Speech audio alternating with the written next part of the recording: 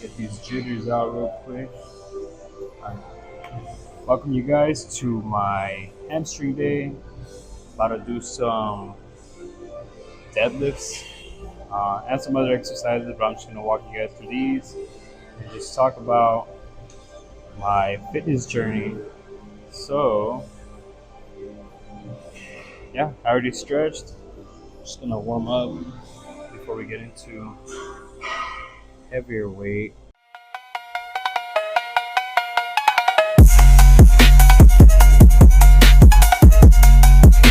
Let me go grab the first set of 45.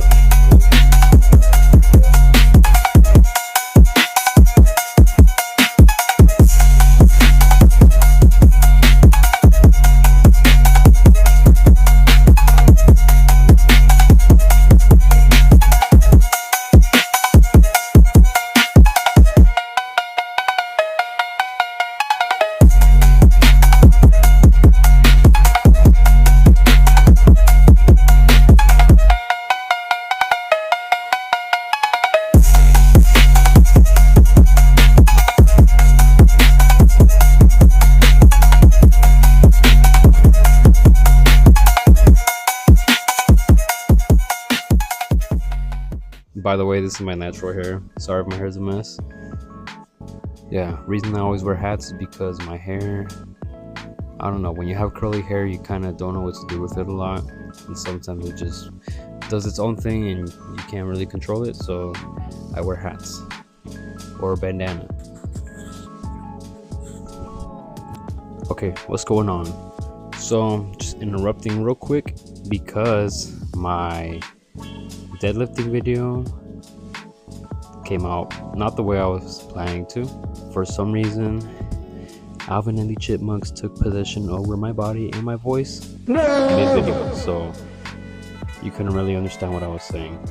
For instance, let me show you guys a little quick clip on how it came out.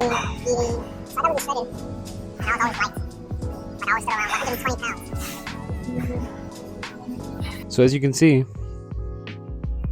you couldn't really understand me. But anyways, hey guys, sorry to interrupt, but make sure you guys are hitting your inner quads, because if you don't, your quads are not going to look big. They're important to work out. Even though it looks kind of weird, especially for us, man. But I don't care. I don't care doing this workout. But some of y'all may care. So if you guys do, don't worry about it. Use code CHICOLEAN to save 10% off you guys' order off Raw Nutrition. What I wanted to say was that I've always grown up really skinny and scrawny, you know, and I never really saw it as a bad thing when I was younger. Up until I started getting a little bit older was when I started noticing, like, my family, they would always be like, oh, like, you're so skinny, like, you need to eat more, like, you need to put on more weight. And so that really affected my self-esteem. So, like, middle school, I was weighing about like 95 pounds. Freshman year of high school, I was like 110. And then I've always been fit my whole life. Like, I was able to do like push like a good amount of push-ups, good amount of pull-ups. I was able to put my own body weight, and so I had muscle on me, but it was not like well-developed muscle. I was lean. I was really lean. So, by the way, I get really sidetracked a lot, so bear with me. I've been lean pretty much all of high school, and it was up until my senior year. I was like around 17, 18, where my class was a bodybuilding class, and they had a weight room. PE, I needed like one more semester of it to like clear my credits for that, so I joined the bodybuilding class, and that's when I first started my, I would say that commenced my fitness journey. That's when I first picked up my pair of weights.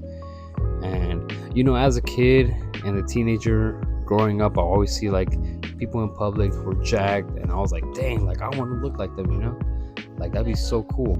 Like they look so aesthetic. So So yeah, I would see all these guys like super aesthetic. They look super good, massive biceps, really good legs, big chest, nice tapered back, and I always wanted that. So, but that was before I found out about gear and steroids. I thought everybody was natural.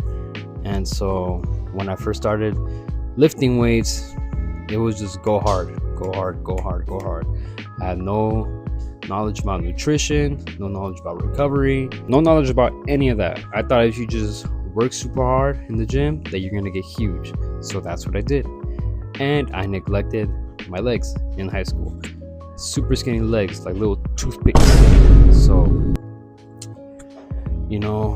I went on with it. I only did one semester of bodybuilding and then I ended, but I was still able to be in that weight room because I finished a lot of my credits early. So I was basically going home early, but I would just stay a little bit extra just to work out in that weight room.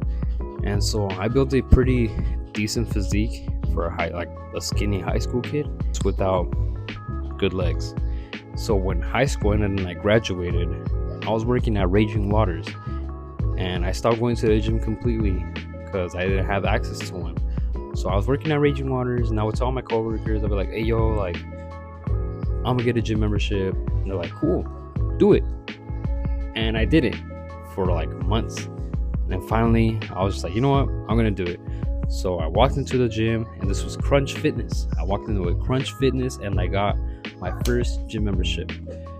And I lost some muscle within that time, but I was able to gain it back pretty quickly. Every single day I was there, like in the morning or whenever I could be, because I was also going to school. I was a full-time student in college as well. So yeah, so fast forward a year later, I stopped working at Raging Waters and I joined Amazon, and still going to the gym, still had a pretty decent physique, not the greatest, but for what I started, I thought I was doing pretty good for myself. And so then the infamous pandemic hit, and I stopped working out completely. All the gyms shut down, and so I lost a good amount of my physique and I got skinny again. But luckily, while I was working at Amazon, it was helping me stay in shape because I was doing a lot of running. I was clearing jams around the warehouse. I was back and forth. I was doing like 5 to 10 miles every day. So yeah, in the midst of that, I found out that the gyms were secretly opening.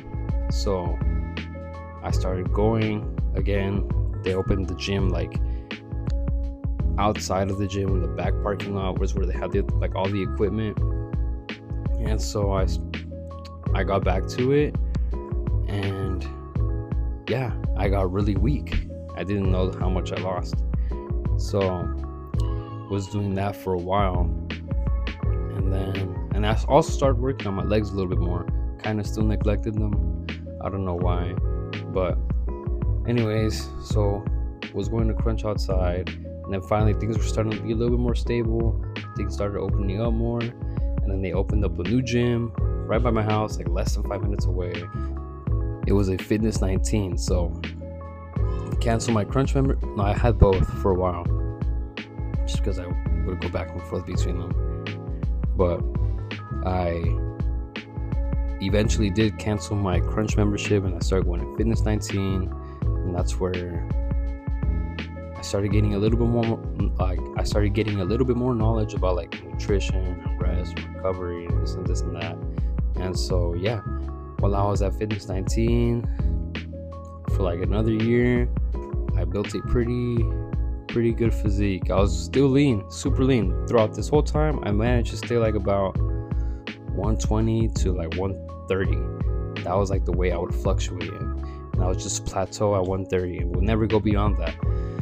So I had a pretty decent physique. If I have pictures, I'll upload some pictures. So yeah, I was pretty shredded, had some pretty good lean muscle mass in me, but was just still lightweight, so I couldn't really lift a lot of heavy weights. Still feel really scrawny. Body dysmorphia started kicking in. I'm like, man, dude, like I want to get bigger.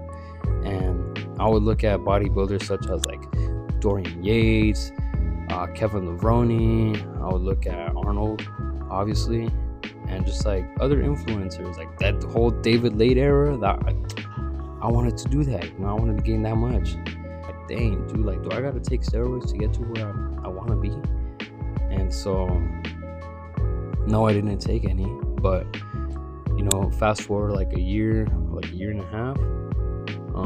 My wife and I, we had our son, and so, I got married in between. A lot of stuff happened in between that, but my wife and I got married. We had our son, and I stopped going completely. Go speak. Oh, go. So,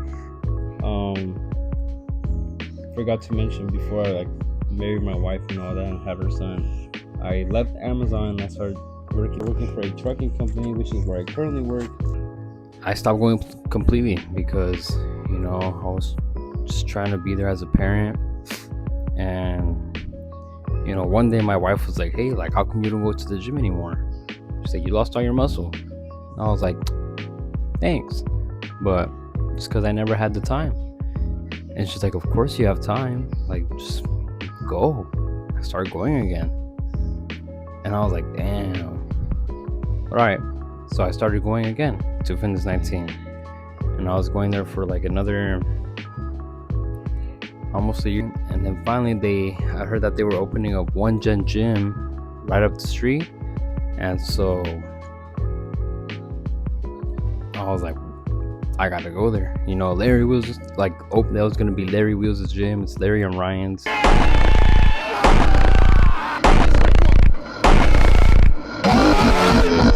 So I was like, the idea seems sick. By this point, I had a lot more knowledge in everything, like working out, workouts, movements, like my muscle connection, the stretch and the squeeze of the muscles, tearing muscle fibers, recovery, nutrition, all that one. I got a lot more information now.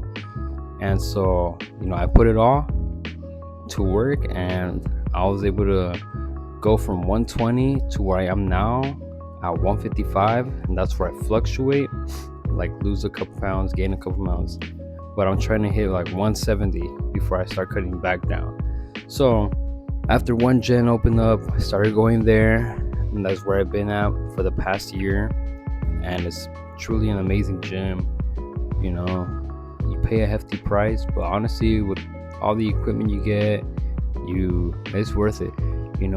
As many people have told me, is that you wanna be the little fish in a big pond. Meaning, like, I see all these different IFBB pros, they're all jacked.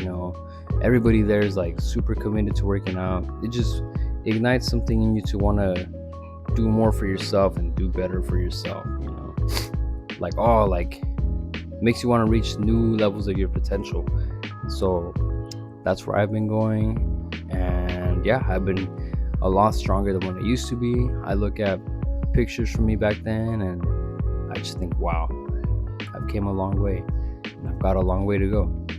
So yeah, that's my little journey from fitness.